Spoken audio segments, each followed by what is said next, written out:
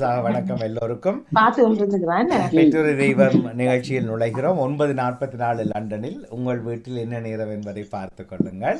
Pamukam London Tamil வானொலியில் இப்போது தர்ஜினி அவர்களுடைய முன்னோட்டத்தோடு இணைந்து படிக்க வல்ல பெற்றோர் தெய்வத்துக்குள் நுழைகிறோம். பாருங்கள். இனிய உற்சாகமான வணக்கம் எல்லோருக்கும். நீங்கள் பார்த்தும் கேட்டும் கொண்டிருப்பது ஃபர்ஸ்டோடியோ பாமுகம் டிவி. நீங்கள் பார்க்க இருப்பது பெற்றோர் தெய்வம். இன்று 23/2/2025 திருவள்ளுவர் ஆண்டு 2056 மாசி 10ஆம் நாள். சமூக ஒருங்கி சேவை வலியுறுத்தும் ஆண்டு 2025. தமிழ் மண்வள கலைகள் ஊக்குவிக்கும் சிறப்பு மாதம் பிப்ரவரியில் நேரலையில் இணைந்திருக்கின்றோம். இது பாமுகம் டிவி. இன்றைய குரல்: கருவியும் காலமும் செய்கையும் செய்யும் அருவினையும் மாண்டது அமைச்சு. கருவியும் காலமும் செய்கையும் செய்யும் அருவினையும் மாண்டது அமைச்சு என்ற திருக்குறளுடனும் அதனுடைய பொருள்: செய்யப்படும் அரிய வினையும் அதற்கு பொருளும் தானேயும் காலமும் அதை செய்யுமாறு பொருந்த எண்ண வல்லவனே அமைச்சனாவார் என்ற திருக்குறளுடனும் இன்றைய பழமொழி மதியாதார் வாசல் மிதியாதே என்ற பழமொழியுடன் உங்களுடன் இணைய வருகிறது பெற்றோரை தெய்வம். இன்றைய பெற்றோரை தெய்வத்திற்கான வரிகள். தலைப்பு: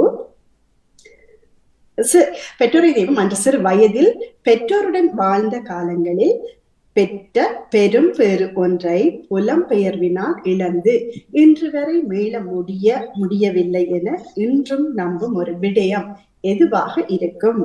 ஏன் ஒரு விடயமும் விளக்கமும்.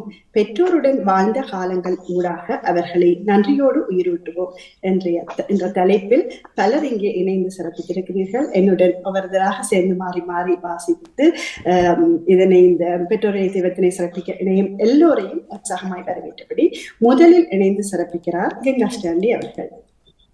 பெற்றோருடன் வாழ்ந்த காலம் பெரும் பேரான காலமே, அதற்கீடு இணை எதுவும் இல்லை.